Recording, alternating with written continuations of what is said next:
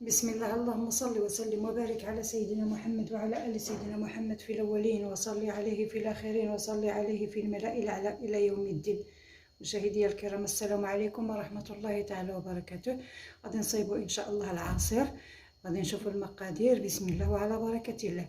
عندنا هنا 5 ديال التميرات، يكونوا هكايا رطبين باش يسهلوا علينا إلا غادي نطحنوهم. دابا غادي نحيدوا لهم هذا العلف الدخلاني بهذه الطريقه هذه، وغادي نديرهم في الكاس ديال الطحانه. ما عندناش المقادير بزاف، عندنا هنايا 5 ديال الحبات ديال التمر، وعندنا 2 كيسان ديال الماء، كيسان ديال العنبه، وعندنا 2 موزات او 2 بنانات، وعندنا السكر حسب الذوق كما تنقولوا ديما. يعني تقدروا تزيدوا وتقدروا تنقصوا. دابا التمر ديالي ها هو نقيته بهذا الشكل هذا صافي. دابا غادي نديرو في الكاس ديال الطحانه، وغادي نضيف عليه الكاس ديال الماء، وغادي نخلي الكاس حتى نطحن التمر عاد باش ندير الكاس الثاني على الموز. دابا غادي نطحنو عاد باش نضيف الباقي ديال المكونات. التمر هذا ضروري طحنوه مزيان مزيان، ها هو كيفاش كيجي ملي طحنتو. دابا غادي نضيف الباقي ديال المكونات. هذا العصير هذا راه كيجي زوين بزاف وكيتقام علينا رخيص، وفي نفس الوقت حاجه صحيه.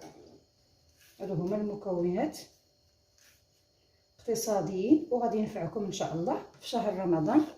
راه صحي وطبيعي. دابا غادي نزيد الموز، غادي نقطعوه طريفات باش يسهل علينا باش نطحنوه. الا شفتوا العصير ديالكم هكا ثقيل فيمكن لكم تزيدوا شويه الماء، لان كاين الموز او البنان اللي كبيره وكاينه اللي صغيره وكاينه متوسطه. انا هنا عندي الموز كبير شي شويه، فضروري العصير ديالي غادي يجي خاطر، وغادي نضيف شويه الماء في الاخر.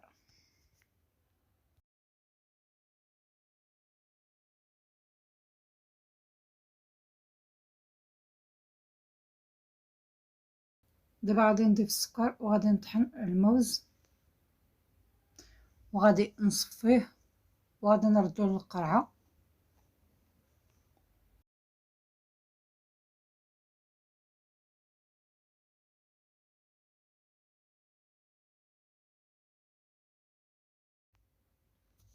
العصير ديالي من بعد ما طحنته دابا غادي نصفيه وغادي نردو للقرعه.